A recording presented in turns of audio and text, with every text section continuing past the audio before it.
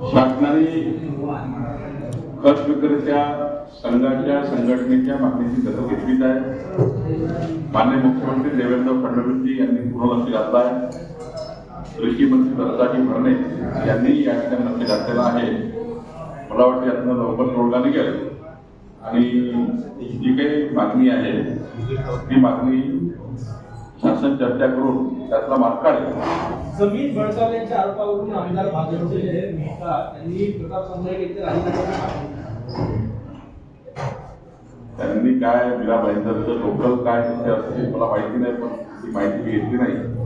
पण नरेंद्र मेहताजी आणि पुढे प्रताप सरनाईकजी आपली पुढे बसलेलं आहे, त्याचं काही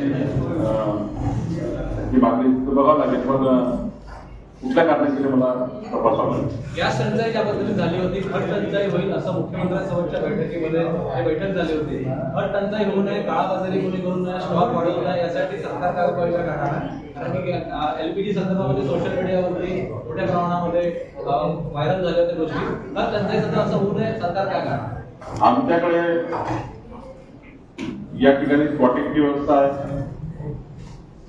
कुणी गैरप्रकार काळाबाजारी केला आणि शेतकऱ्याला फसवलं तर गुन्हे दाखल होण्याची व्यवस्था आहे, फ्लाइंग स्पॉट्स आहे। तर मला असं वाटतं की ज्या पद्धतीची योजना महाराष्ट्र सरकारने तयार केली आणि लोकप्रतिनिधी सुद्धा अलर्ट आहे। आमचे सर्व विधिमंडळ सदस्य हे प्रत्येक दुकानामध्ये व्हिजिट करतात।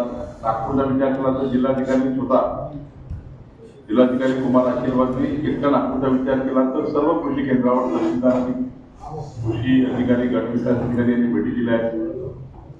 यावर्षी मात्र कुठलीही काळाबाजारी टंचाई आणि जाणीवपूर्वक टंचाई करणाऱ्या लोकांना आम्ही सोडणार नाही। स्वतः मी अमरावती नागपूर लक्ष टाकलं आणि माननीय मुख्यमंत्र्यांनी कॅबिनेटमध्ये सर्वच पालकमंत्र्यांना सांगितलं सूचना दिल्या की खरीपाच्या विषयावर लक्ष टाका, खरीपाच्या बैठकी आहे, मी बैठक घेणारा खरीप आघाड आढावायची, त्यामुळे कुठली काळाबाजी होणार नाही। अशोक खरात यांना आज कोर्टात पेश करण्यात येणार आहे आणि ते पोलिसांना सहकार्य करत नाहीयेत अशी माहिती समोर येते। माहिती समोर येताना मला त्याबद्दलची माहिती नाही, पण SIT ही पूर्णपणे आपली बाजू कोर्टात मांडेल। सहकार्य करत असतील तर जोपर्यंत सहकार्य करत नाही तोपर्यंत SIT त्यांची कोर्टाकडे मागणी करतील। शेवटी SITचा तपास सुरू असताना त्यावर अधिक बोलणं योग्य होणार नाही। वीरेंद्र शास्त्री यांनी शिवाजी महाराजांवरती वादग्रस्त वक्तव्य केलं तरी सुद्धा त्यांची ग्रामपंचायत नागपुरात सुरू आहे आणि आंदोलनही भरपूर प्रमाणात होत आहे। तर यावर काय तरी त्यांनी माफी मागितली, पण त्यांनी शिवाजी महाराजांवर असं चुकीचं वक्तव्य का करावं? स्टँड आहे मी कालही स्पष्ट केलं, आजही स्पष्ट करतो की छत्रपती शिवाजी महाराजांबद्दल कुठलाही उल्लेख कुठल्याही इतिहासात काही असला तरी या पद्धतीचं जे काही